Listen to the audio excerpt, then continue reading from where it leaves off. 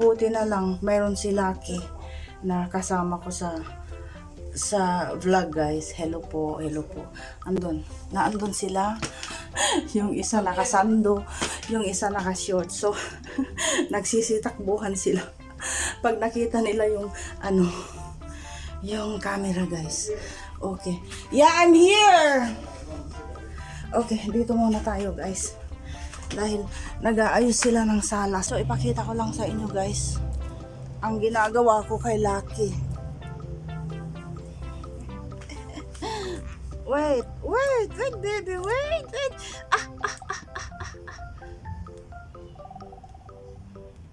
Gigi.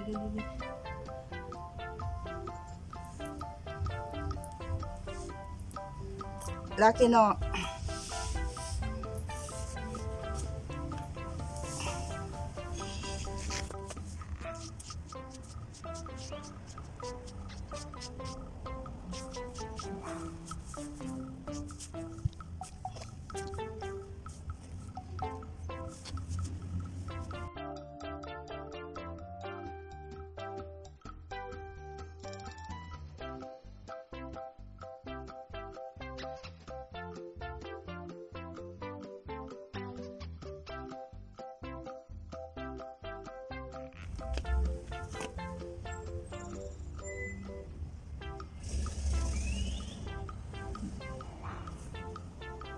So, bumaba tayo ulit.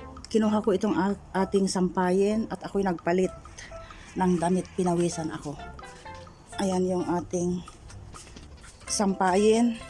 Hindi na ako nagbasket. Itong mga anak ko, pag nakita na nilang medyo naninervyos ako, tapos lumaki-laki yung butas ng ilong ko, may kanya-kanya silang trabaho.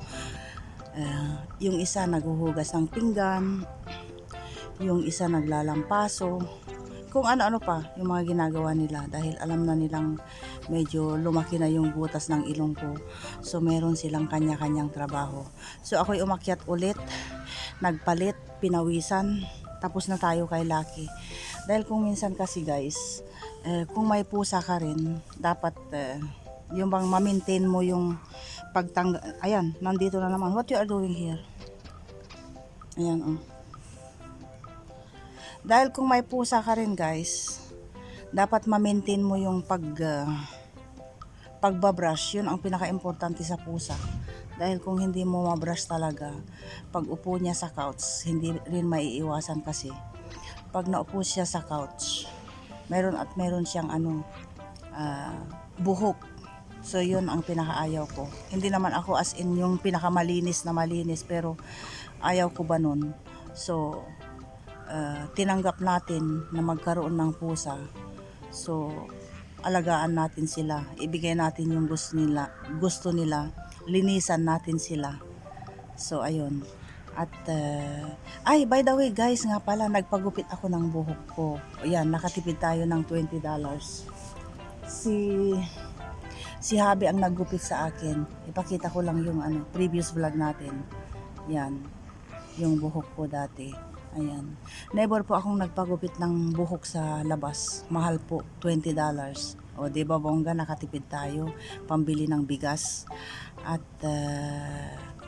ayun, nga pala, nagbabalak si Habi. Lalabas daw kami mamayang gabi. Kakain sa labas. Pero alam nyo, hindi ko maintindihan ang pamumuhay dito. May mga nagsasabi, pahirap ang Lebanon, ganito, ganyan. Pero kung titingnan nyo, guys, mga kapitbahay, mga kakilala namin, pagkaharap mo sila, kwentuhan about sa krisis dito, naandun pa rin yung krisis na dinadala natin nung mga nakaraang pandemic. Dahil yung mga iba nagsasara ng kumpanya, yung mga iba nawawalan ng, tingnan nyo si Lucky, yung mga iba nawalan ng trabaho. So yun palagi ang usapan ng mga tao. Pero kung titingnan nyo, guys, mahirap, pero mga sosyal pa rin, mga sushi pa rin ang mga tao dito. Hindi nila maiwasan yung paglabas, pagkain sa mga restaurant. Meron diyang palaging damit ng magaganda. Tapos meron diyang bumibili ng bagong sasakyan. Yung bang ganun guys. Yung way of living naman namin, kami, simple lang. Hindi kami naman yung taong basta surviving din ang pamumuhay namin. Pero naandun pa rin sa dugo ni Habi, yung bang lalabas kami. Nagets niyo yun? So hindi ko magets yung pamumuhay ng mga tao dito. Sinasabi nilang naghihirap, pero naandun pa rin yung pabunggahan ba? Yung ganun.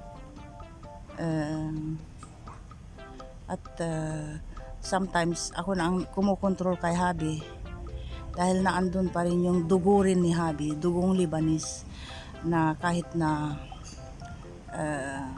sakto lang yung kinikita niya,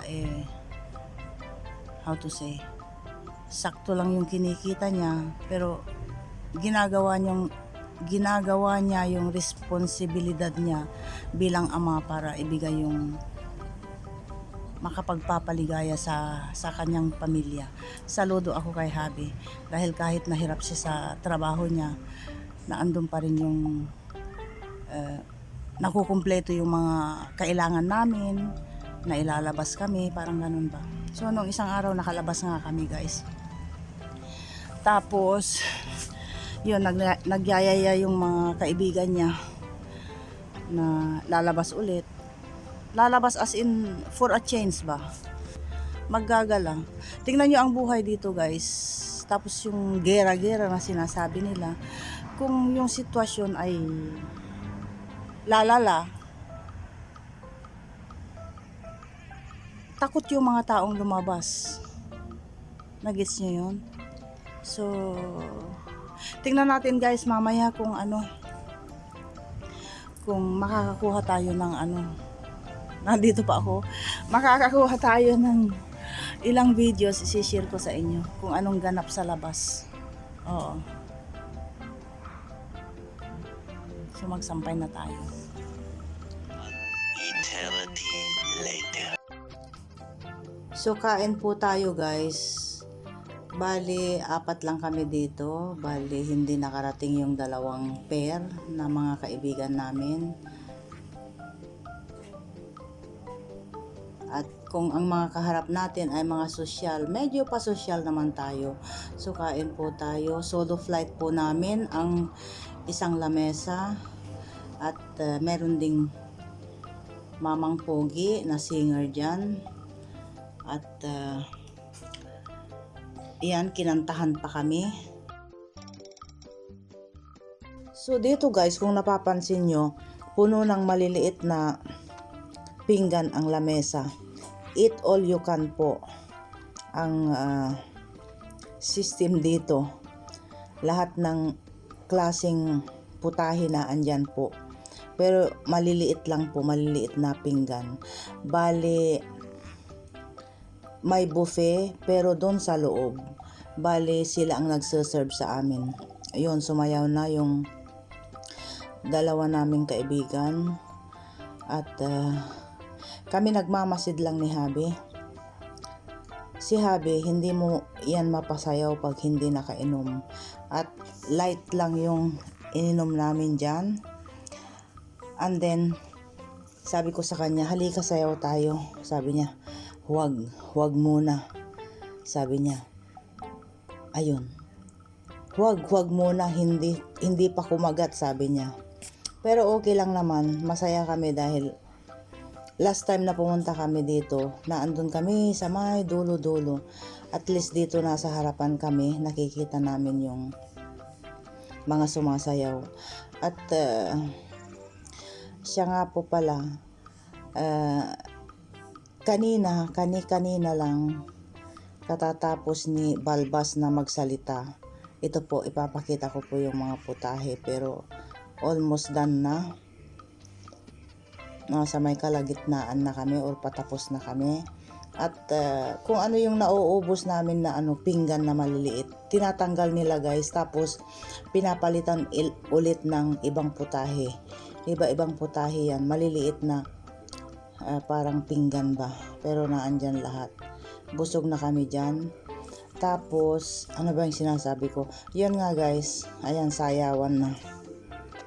Tapos yun nga guys, yung tungkol doon sa pagtalumpati ni Balbas, wala naman pong importante at nakakatakot na resulta.